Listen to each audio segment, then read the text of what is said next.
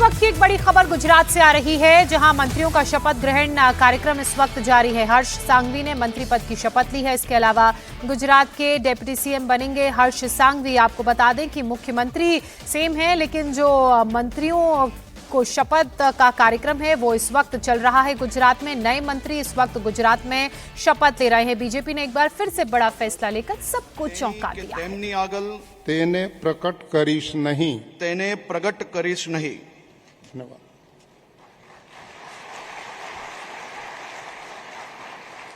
गुजरात के महात्मा मंदिर से ये सीधी तस्वीरें आप देख रहे हैं। शपथ ग्रहण समारोह का दरअसल यहां पर आयोजन किया गया है। गुजरात में मुख्यमंत्री भूपेंद्र पटेल मंत्रिमंडल में नए मंत्री आज शपथ ग्रहण कर रहे थे। कार्यक्रम समाप्त हो चुका है। हर्ष सांघवी ने कैबिनेट में मंत्री पद की शपथ ली है। इसके अलावा गुजरात के डिप्टी सीएम भी हर्ष सांघवी बनाए गए हैं।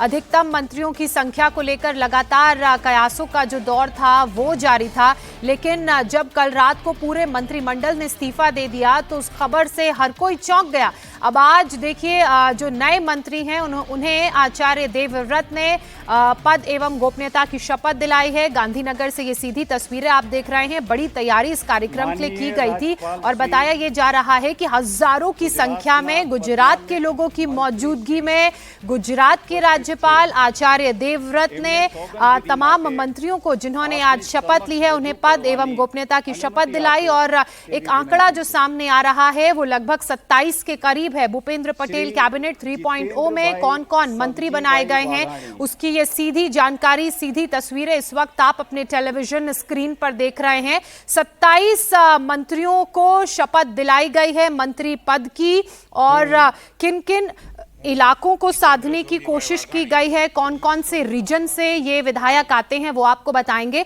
लेकिन पहले बता देते हैं कि भूपेंद्र पटेल कैबिनेट 3.0 में स्वरूप जी ठाकुर, दर्शनाबेन वाघेला, जीतूभाई वाघाणी, रिवावा जडेजा, डॉक्टर जयराम गामित के अलावा श्रीकम भाई छांगा को साची श्रद्धा અને નિષ્ઠા ધરાવીશ।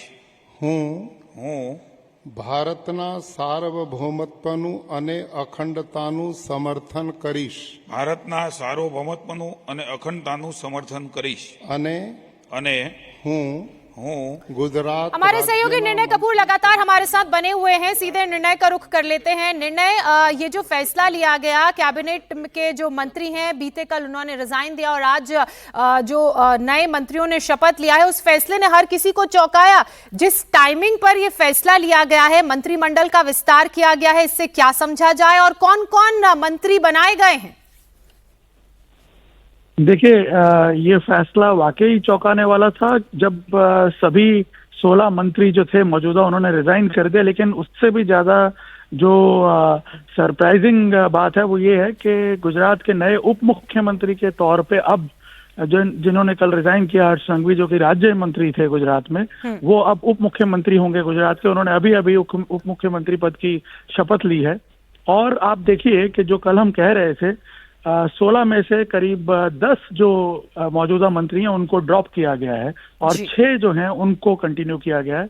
तो एक सबसे बड़ा कारण तो यही था कि परफॉर्मेंस जिनकी अच्छी रही, जो काम करते हुए नजर आए पिछले 3-4 सालों में, उन्हें स्थान दिया गया है दोबारा।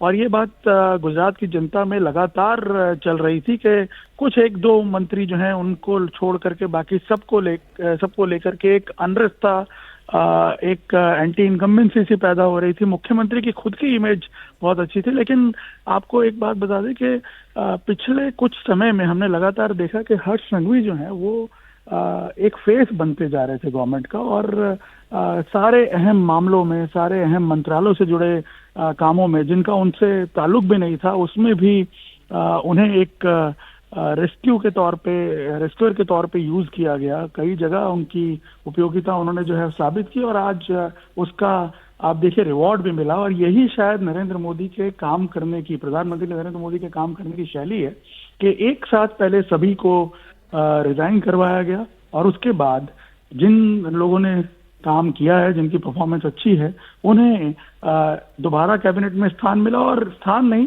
बल्कि प्रमोशन के साथ उन्हें कैबिनेट में शामिल किया गया। हर्ष सांघवी इसका जीता जागता उदाहरण है। और इसके अलावा आप देखिए 19 नए जो चेहरे हैं उनमें से एक आध दो जो पुरानी कैबिनेट में भी थे वो रिपीट हुए हैं। बाकी 19 नए चेहरे जो हैं उनको लाया गया है दोबारा कैबिनेट में। और एक चीज हम देख रहे हैं, इस कैबिनेट का स्वरूप जब देख रहे हैं तो साफ तौर पे दिख रहा है कि जो रीजनल इम्बैलेंस था कैबिनेट में, जो हमने पहले देखा था कि बहुत सारे डिस्ट्रिक्ट थे, वहां से एक भी एमएलए नहीं था मंत्री पद पे, तो उन डिस्ट्रिक्ट्स को भी अब प्राधान्य दिया गया है। मध्य गुजरात से जैसे कि 6 एमएलए अब हैं, पहले सिर्फ 3 एमएलए थे।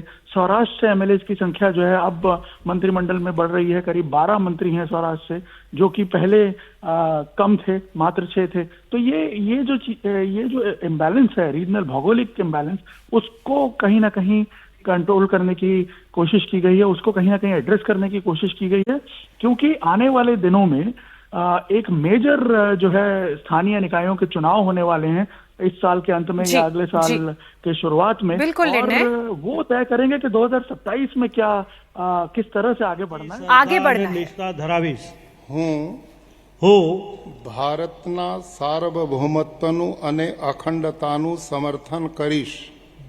હું ભારતના સાર્વભૌમત્વનું અને અખંડતાનું સમર્થન કરીશ. અને હું ગુજરાત રાજ્યના મંત્રી તરીકેના ગુજરાત રાજ્યના મંત્રી તરીકેના મારા કર્તવ્યો શ્રદ્ધાપૂર્વક અને અંતઃકરણપૂર્વક બજાવીશ. શ્રદ્ધાપૂર્વક અને અંતઃકરણપૂર્વક બજાવીશ. અને ભય કે પક્ષપાત રાગ કે દ્વેષ વિના તમામ લોકો સાથે સંવિધાન અને કાયદા અનુસાર ન્યાયપૂર્વક વર્તીશ.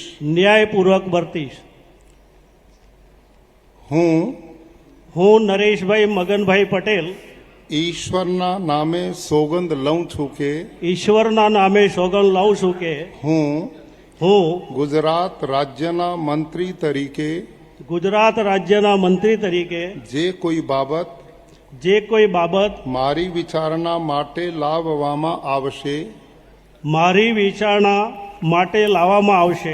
અથવા મારા જાણવામાં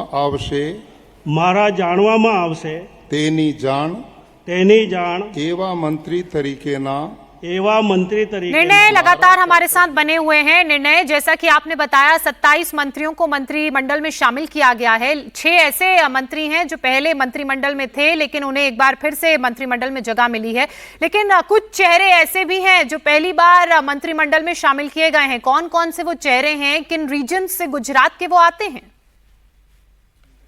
देखिए, इस बार आप जो मंत्रिमंडल देखेंगे वो एक नए प्रकार का एक्सपेरिमेंट होता हुआ दिख रहा है। जैसे पिछली बार आपने देखा था जब विजय रूपाणी को उनके पद से हटाया गया था, उन्होंने जब इस्तीफा दिया था तो पूरा का पूरा मंत्रिमंडल बदल दिया गया था। इस बार इन 3-4 सालों के एक्सपीरियंस के आधार पे एक चीज जरूर सामने उभर करके आई है कि मंत्रिमंडल में एक मिक्स होना चाहिए एक्सपीरियंस और नए चेहरों का।